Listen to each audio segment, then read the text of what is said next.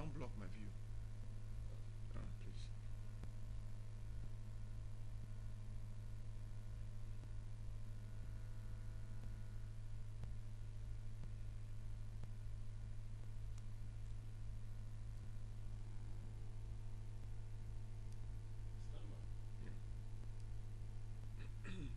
Hello and welcome to another episode of Focus BAYELSA on your dialing station AIT here in Elebele, Yanagua, Bayelsa State.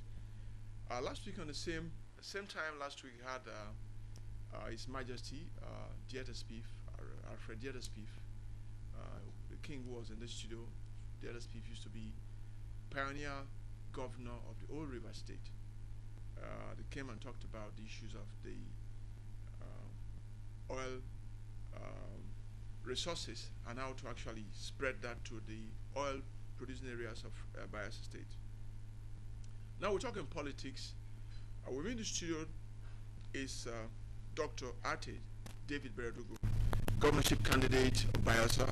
Is of the National Conscious Party. Welcome to AIT. Thank you very much. Yes. Hello viewers. If you permit, please, I'll go ahead. So the name is AIT'S, Mr. AIT'S Beredugo. Okay. Lest I be accused of impersonation. Okay. Many people think it's doctor, but okay.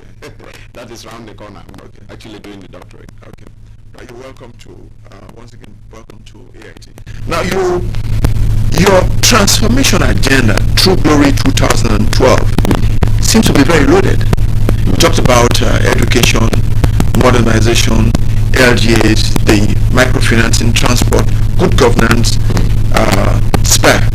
Speak, Pray, Act, and you're talking about positive change.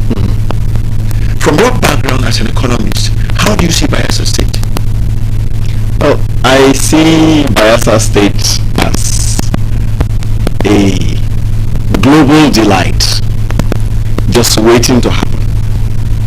It's tremendously endowed, having all the potentials, human and material resources, to be a global success of the caliber of Dubai, Singapore, or better. It's just waiting to happen. And there's just one little ingredient that hasn't fallen into place. Little but decisive, and that is the leadership and management factor. And that is where I come in as a professional manager. I'm not a politician, really. I'm a professional manager, an economist, a development strategist that seeks to come in to provide the management, guidance, vision of resources. Yes, that will make all the difference. Okay. We'll put those things in proper place and begin to trigger rapid transformation. You're a young man. You're a young man. You're 47. And you gained admission to 7 at the age of 16. Yes, sir. As of when you were 17, you were already chair on a budget committee of the students' presidential. That was got a federal merit scholarship from your second year to final year.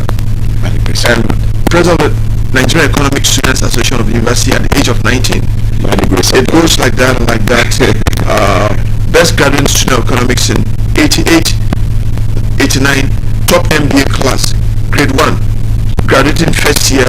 You see, it goes on and on like that. Member of the Federal Technical Commission of the Niger Delta, and up to last year, high-level private sector, public sector, and private business experience. Yes, sir. That's all you're bringing into the fore. That's all you want to bring into the fore. Into transformation of Bayelsa State. Now, what gives you the drive? What gives me the drive is one, it's a pain and a passion at the same time. A pain that a place so heavily endowed by God, which I believe He has so endowed for a purpose, namely to bring glory to Him, as indeed the state is called the glory of all lands. You know, when we talk of glory, if a man is supposed to be walking at age 2 and is still crawling, then there's no glory. If a state has all it takes to be like Dubai, Singapore, and in other developed places, and is still in turbulence and poverty and backwardness, then there is no glory. So a place that's so heavily endowed by God, equipped to be one of the best places on earth, and yet crawling in turbulence and poverty, I feel pain, and that pain drives me. And then I'm also driven by passion. Almost everywhere that black humanity dwells today on the face of the earth is associated with backwardness, poverty, turmoil, almost everywhere. And I feel a passion to see that change. Even if not all across the world, let it change in my small corner. One song says, brighten the corner where you are. I want to be instrumental to brightening the corner where I am. And then lastly, faith in God. I talk about the pain over the poverty and backwardness. I talk about the passion to see the story of black humanity change. And then faith in God. Faith that we're not doomed. Faith that we're as blessed as any other people on earth. Faith that we are, I think it was the bishop in South Africa, Desmond Tutu, who made a fundamental statement, a statement I thought was fundamental.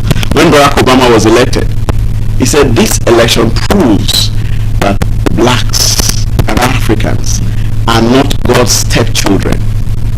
We are also children of the Most High God. I thought that was very fundamental. Very, very. And I see with him. But I also think that if that proof is to be conclusive, well, it doesn't really need proof, but I get the sense of what he's saying, that, it has seemed like blacks are inferior species, which we're not. But to settle that matter decisively, conclusively, and indeed eternally, that proof needs to be grounded in Africa. It's not enough, to have that sign that we are God's children in America. It needs to be grounded in Africa. And I'd like to be instrumental to see that happen in Africa, beginning with a small corner BAYELSA. You talked about quality education. You mentioned economic growth. Which one is a priority? Social infrastructure. Which is a priority here now in your program? If you elected governor by Bayelsa State, it will seem like they are independent. Yes, but they are actually interdependent. And this is where a lot of people involved in policy and strategy have got it wrong. You see, an economy is like a vehicle that you want to drive. If you put 3 tires, first class tires, and 1 tire is missing, you have a problem. It's like an aircraft that wants to take off.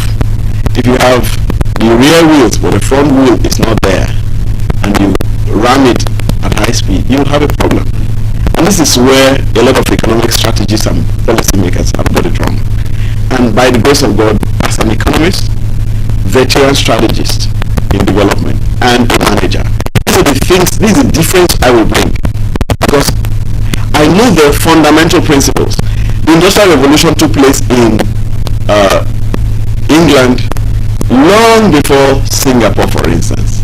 But the fundamental principles by which the Singapore economy was made to take off are the same as that by which the Industrial Revolution took place in England. Though they took place far apart, the fundamental principles are the same. They're not as independent as independent as we think. Say, is it going to be education or infrastructure? No, they're all wheels that make for rapid advancement of society and take off. England, for instance, why did the Industrial Revolution take place in England? Because it had very good schools, like Cambridge. One analyst, Bayelsa, said if England was the birthplace of modern prosperity and Industrial Revolution, Cambridge was the maternity ward. Explaining the fundamental role that Cambridge played in triggering the Industrial Revolution. And then again, that's the educational aspect. Then again, England had places like Lombard Street, where finance was highly developed and people could go there and borrow money for business, unlike other places where a lot of people still had money in under their pillows, under their beds. England had a well-developed financial system, so that provided a financial window. Then infrastructure, things like the steam engine got developed, so people could move faster. Then there was, the locomotives. Some of the things we have now were not there, but the steam engine, the locomotives came in, people could move faster. And then there was security. England was the first place where a police force was developed, the metropolitan police.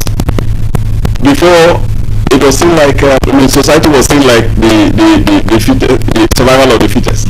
But England was the first place where security, formal security force, as a responsibility of government, was developed, the metropolitan police force. So England now had these bits together. Security was there, finance was there, human capital was there, and then infrastructure was beginning to improve.